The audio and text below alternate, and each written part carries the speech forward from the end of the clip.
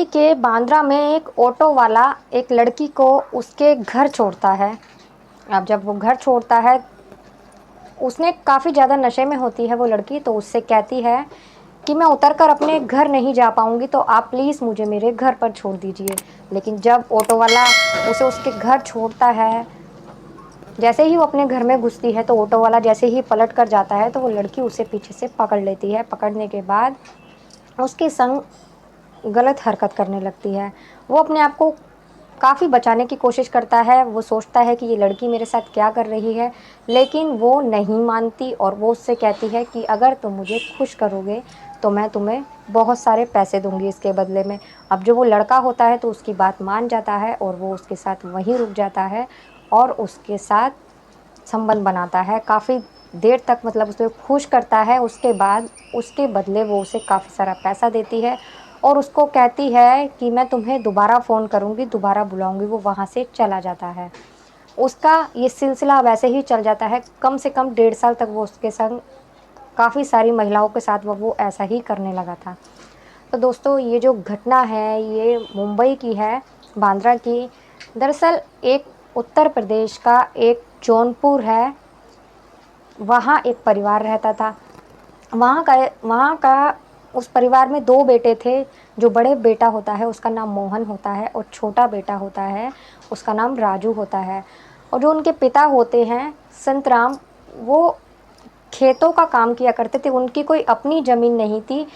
वो खेत लिया करते थे, दूसरों के खेत में काम करके उससे ही अपने घर का खर्चा चलाया करते थे और ऐसे ही उनके घर का खर्च चला करता था। लेकिन इतनी कमाई नहीं होती कि अच्छे से उन्होंने किसी आदमी से कर्जा ले रखा था। जब वो एक दिन अपने उससे संत राम से कर्जा मांगता है, अपना पैसे मांगता है, तो वो कहता है कि मैं अभी तुम्हारे पैसे नहीं दे सकता। तो वो इंसान उसके 2 थप्पड़ भी मारता है। वहीं उसका बेटा मोहन खड़ा होता है, जो उसे इस बात का बहुत बुरा लगता है, लेकिन वो कुछ कह नहीं पाता क्योंकि उसके पिता ने उससे कर्जा ले रहा होता है। अब उसके दिमाग में यही बात चलती है कि मैं क्या करूं जो मेरे परिवार की माली हालत ठीक हो जाए। यही चलते वो बहुत ज़्यादा परेशान रहता है। वो अपने पिता के ही साथ काम किया करता था, खेती बाड़ी संभाला करता था और जो उसका छोटा भाई था वो अभी पढ़ रहा था। तो दोस्तों, वीडियो में आगे बढ़ने से पहले प्लीज़ अगर वीडियो अच्छी लगे तो वीडियो को लाइक कर दीजिएगा, चैनल को भी सब्सक्राइब कर दीजिएगा। अगर आप लोग चैनल पर नए हैं तो मैं गीता गुप्ता, स्वागत है आप लोगों का मेरी आज की एक नई सच्ची कहानी में। जय माता दी। उम्मीद करती हूँ आप सभी लोग स्वस्थ होंगे, मस्त होंगे, अपना और अपनों का ख्याल रख रहे होंगे। तो दोस्तों, जब एक दिन वो जो मोहन होता है उसका एक दोस्त होता है गाँव का ही, वो उसके पास आता है और बोलता है कि तू इतना परेशान रहता है काम के चक्कर में, तू मेरे साथ मुंबई में चल, वहाँ जाकर ऑटो चलियो और तेरे घर की माली हालत ठीक हो जाएगी। दरअसल जौनपुर में काफ़ी सारे घर ऐसे थे जहाँ के आदमी जौनपुर में काम किया करते थे, क्योंकि वहाँ काम की ज़्यादा वो नहीं थी, इसलिए वो मुंबई में रहकर काम किया करते थे और अपने घर का खर्चा चलाया करते थे। अब जब उसका दोस्त उसे ये राय देता है तो उसे उसका सुझाव बड़ा अच्छा लगता है। वो अपने पिता से आकर इस बारे में बात करता है। उसके पिता एक ही बार में उसकी बात मान लेते हैं, क्योंकि घर में पैसों की आर्थिक स्थिति जो थी वो बहुत ज़्यादा ख़राब थी, इसीलिए वो मान लेते हैं। वो अपने दोस्त के साथ मुंबई पहुंच जाता है। वहां जाने के बाद वो काफ़ी, मतलब वहाँ अपने दोस्त के साथ रहता है कुछ दिन, तो वहाँ मतलब देखता है वहाँ के एरिया को, क्योंकि उसे ऑटो चलाना होता है, तो वहाँ काफ़ी रहकर कहा वहाँ के बारे में काफ़ी सारी जानकारी लेता है। उसके बाद उसका दोस्त उसे किराए पर ऑटो दिलवा देता है और वो ऑटो चलाने लगता है। एक दिन वो स्टैंड पर खड़ा होता है, सवारी का वेट कर रहा होता है, तभी एक लड़की उसके पास आती है। आने के बाद में वो उससे कहती है कि भैया बांद्रा चलोगे? तो वो कहता है कि हाँ मैडम, मैं चलूँगा। अब वो महिला उसके ऑटो में बैठ जाती है। अब वो उसे बांद्रा ले जाकर छोड़ देता है। वो कहता है कि मैडम, आपका घर आ गया, आप उतरो। लेकिन वो जो महिला होती है वो बहुत ज़्यादा नशे में होती है, तो वो उससे कहती है कि मैं खुद चल के नहीं जा सकती, तो प्लीज़ आप मुझे मेरे घर छोड़ दोगे।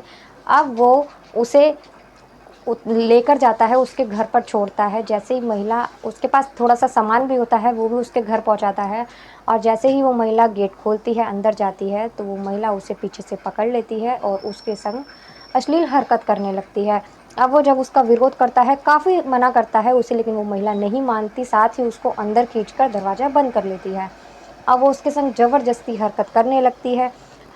अब वो जो ऑटो वाला होता है, मोहन होता है, वो उसको काफ़ी मना करता है। तो वो महिला उसको कहती है कि अगर तुम मुझे खुश करोगे तो इसके बदले में मैं तुम्हें बहुत सारा पैसा दूंगी जिससे तुम्हें ऑटो चलाने की भी ज़रूरत नहीं पड़ेगी। जब वो ऐसा सुनता है तो वो तो पैसों के लिए ही आया था वहाँ, तो वो एक बार में मान जाता है और फिर वो उसे खुश करता है, उसके साथ रहता है। सुबह होते ही वो वहाँ से जब जाने लगता है तो वो महिला उसे अपना नंबर दे देती है और कहती है मुझे अपना नंबर भी दे दो, अब मैं तुम्हें दोबारा बुलाऊंगी तो तुम यहाँ आ जाना। वो ऐसा कहकर चला जाता है और बोल देता है ठीक है मैं आ जाऊँगा। अब एक कुछ दिन निकलते हैं तो वो महिला दोबारा उसे फ़ोन करती है। अब वो फिर उसके बताए गए मतलब जब वो उसे बताती है वहीं बुलाती है तो वो फिर से वहीं पहुंच जाता है, लेकिन अब की बार वहाँ 2 महिलाएं होती हैं।